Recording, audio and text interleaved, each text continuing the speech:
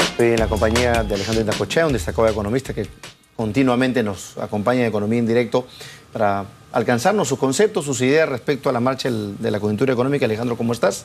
Como siempre, Mario, bienvenido. Bueno, ¿cómo ves este cambio en el MEF? ¿Qué expectativas?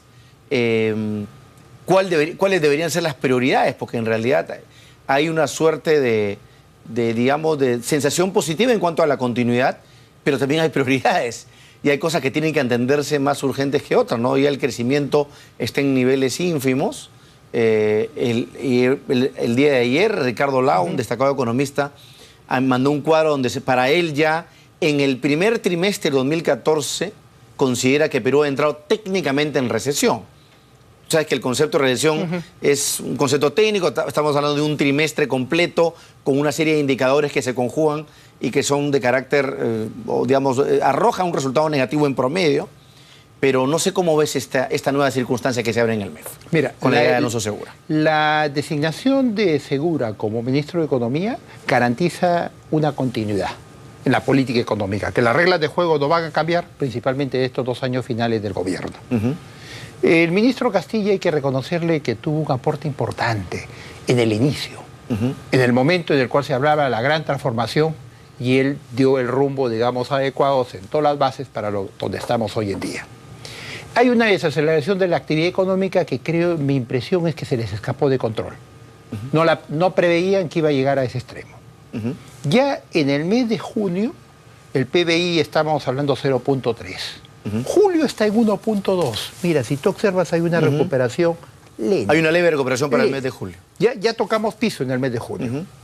Esta recuperación va a ser lenta. Resultado concreto, este año el crecimiento va a estar lejos del 4% que se anunció. Más cerca al 3.5 que a... Más un 3.2. Más tirado para el 3 que para el 4. Porque la recuperación es bastante lenta. Agosto marca lo mismo. Decrece la venta de cemento, han bajado las importaciones, la venta de vehículos, energía eléctrica también. Entonces, esta reactivación todavía va a ir suave hacia fin de año. Yo diría alrededor de un 3.2%, un crecimiento real. Ok.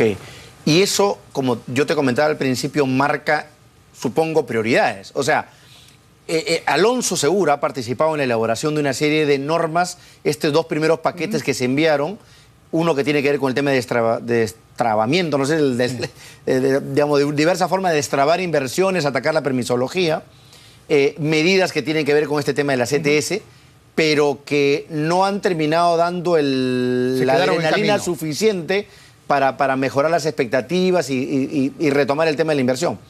Sin embargo, si se habla de un 6% para el 2015, ese 6% hay que construirlo hoy, ahorita. Ahora. ¿Qué tenemos que hacer? Porque en realidad, ese 6% debería ser producto de un rebote. Claro. Pero, entonces, ¿qué elementos tendrá el actual ministro para decir que vamos a crecer 6% en 2015? Mira, las metas concretas deben ser 2 los objetivos. El primero, recuperar la confianza, generar expectativas favorables, dar las pautas, las reglas de juego para que haya inversión privada. Si tú observas, el gobierno está apostando íntegramente por gasto público, programas sociales, salarios, sueldos y pensiones. ¿Qué es lo que la vez pasada comentábamos acerca del presupuesto? Hay una 10-11% de incremento nominal, pero que todo indica que va a gasto corriente, o sea, nada va a gasto de inversión. No había otra opción. Evidentemente por ahí va el paquete reactivador de corto plazo, pero eso termina.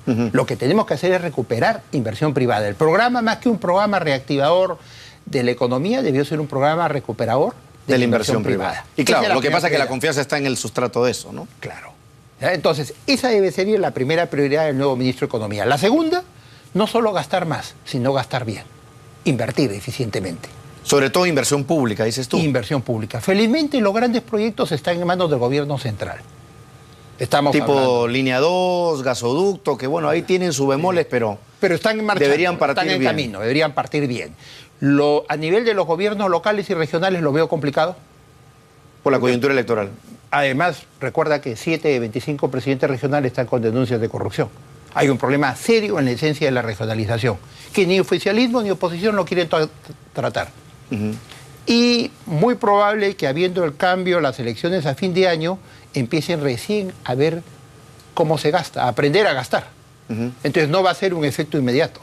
Hay que apostar desde ahora con todos los canales adecuados para que podamos el próximo año tener una recuperación. O por lo menos en ese segundo elemento que tú señalas, Alejandro, el gobierno central debería dar un acompañamiento en los primeros 3, 4 meses de las nuevas gestiones para dar soporte a las inversiones que están pendientes de ejecución y darles una adecuada canalización con participación de la Contraloría, pero sobre todo desatando los nudos, porque hay inversión trabada en las provincias, muchísima inversión trabada. Entonces ahí está el secreto, ¿no?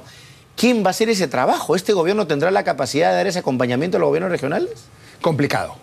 Complicado. Porque me da la impresión que van a volver a bailar con su propio pañuelo los gobiernos regionales. Es que hay un problema más de fondo, Mario. El problema es la regionalización. La regionalización el modelo mal concebida. Falta una instancia entre el gobierno central y el gobierno regional. Nunca debieron ser presidentes. Nos hemos llenado de 25 presidentes en el país. Debieron ser gobernadores, intendentes, lo que tú quieras. Y por otro lado, desarrollar una serie de competencias, una serie de instancias intermedias. No nos hemos preparado. Tenemos que hablar de macroregiones. No puede estar Tumbes y Piura por separado. Tacna y Moquegua uno Ahora, solo. bien tranca que esa reforma se haga en el corto plazo, ¿no? Es una reforma que requiere muchísimo consenso político, multipartidario. Liderazgo. Mucho liderazgo, mucha voluntad para echarla a andar. Imagínate, estos cacicazgos que se han armado, de un momento a otro saben que van a perder poder frente a la región vecina, pues nadie va a querer ser segundón o tercerón. Ese es el gran problema, ¿no? Ahí se requiere mucha voluntad política. Pero hay un problema de fondo en la regionalización. Que si no se corrige vamos a seguir en las mismas. Vamos a seguir más complicados. Que lo que está optando tanto oficialismo como oposición es decir no pasa nada. Ahora, 7 de 24 acusados de corrupción. Ahora, regresando al primero de los pilares que tú has señalado, que creo que es, entre comillas, más sencillo de acometer, que es brindar herramientas para devolver la confianza al inversionista, al mediano y al gran inversionista. Eso en el papel suena bonito, ¿no? Pero eso supone una serie de tareas. Supone justamente el tema de la permisología, eliminar plazos, sobrecostos, tomar medidas que competen al gobierno central. ¿Cuáles podrían ser esas, Alejandro? Porque en realidad el presidente las viene mencionando ya hace varios meses y no rinden mucho efecto. Los permisos para la parte ambiental. Tenemos parados proyectos en el sector de hidrocarburos. Minería, hemos entrado a un sistema de consulta que no tenemos en claro qué significa. Y por otro lado, el gobierno debería plantear claramente qué es lo que va a hacer y lo que no va a hacer en los 2 años que quedan, para evitar sorpresas. Prioridades. Prioridades. Bueno, la prioridad debe ser la reactivación.